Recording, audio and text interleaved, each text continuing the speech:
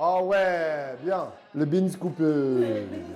Bonjour pour cette nouvelle rubrique, le Béniscope. Nouvelle? Non, on l'avait fait il y a quelques années. Qu'est-ce que c'est le Béniscope? C'est quoi? En gros, ailleurs, on essaie de prédire l'avenir en disant oui, avec les horoscopes, ta journée elle va être bonne, tout ça. Mais Dieu a prévu des années avant que ta journée pouvait être bonne si tu te confies en lui. Comment bénir ta génération, ton âge, ta personne, ta journée avec le Béniscope? C'est ça le Béniscope et c'est maintenant. Vas-y, c'est moi qui me dis. Ok.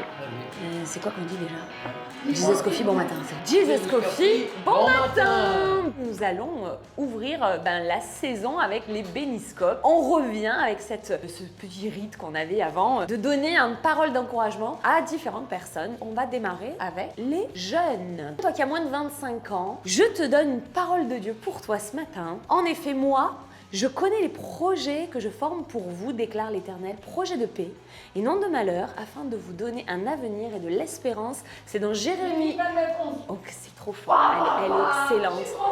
C'est ça, elle est très très forte. Pourquoi je te donne ça ce matin pour toi qui es jeune? C'est parce que là tu démarres peut-être une nouvelle année à l'école, à la fac, peu importe où tu vas cette année, quelle que soit la direction que tu prends, il est avec toi. Ça se trouve dans Jérémie 29, verset 11. Oui, Parce que tu l'as pas dit. Mais non, mais elle l'a dit derrière. J'ai dit, mais j'avais pas dit quoi. Ah bon, d'accord. Bon, je vais vous lire un verset qui est bon pour les seniors comme moi. C'est des vrais seniors, quoi. Et dans l'église depuis longtemps, bien sûr. Hein. Ça se trouve dans Ésaïe 40 au verset 31. Oui, j'aime bien. Ceux qui comptent sur l'Éternel renouvellent leurs forces. Ils prennent leur envol comme les aigles. Ils courent sans s'épuiser. Ils marchent sans se fatiguer. Alors ça, c'est un vœu que je souhaite qui dure encore longtemps. Amen. Pour vous, mesdames, à tout ce qui est féminin, le Dieu de toute grâce vous a appelé en Jésus-Christ à sa gloire éternelle.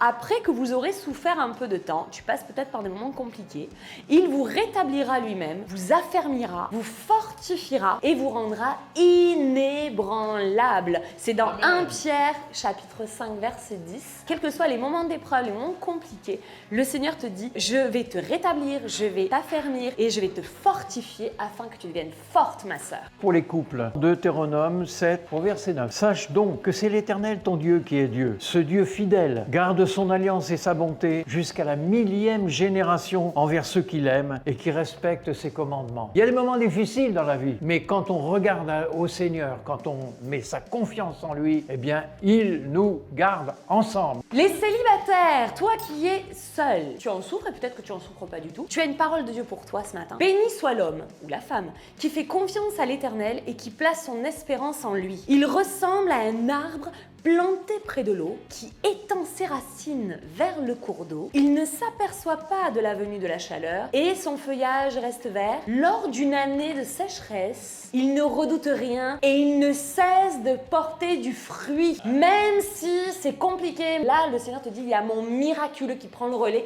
tu porteras quand même du fruit. C'est dans Jérémie au chapitre 17 et au verset 7 et 8 que tu trouveras ce verset qui ressemble beaucoup au psaume numéro 1. Oui, exactement. Et maintenant, moi, je vais terminer avec quelque chose pour les hommes. Vous remarquerez peut-être, les hommes ont toujours besoin de quelque chose de spécial, à la fois pour eux-mêmes et aussi pour le couple, quand il y en a un. C'est l'obéissance. 1 Samuel au chapitre 15 et au verset 22. L'Éternel trouve-t-il du plaisir dans les holocaustes et les sacrifices, comme dans l'obéissance à la voix de l'Éternel? L'obéissance vaut mieux que les sacrifices et l'observation de sa parole vaut mieux que la graisse des béliers. Le véritable sacrifice que le Seigneur nous demande à nous les hommes, c'est de lui obéir. Amen. Sois béni et surtout n'oublie pas que source de vie, Church to be. Church to be. À très vite.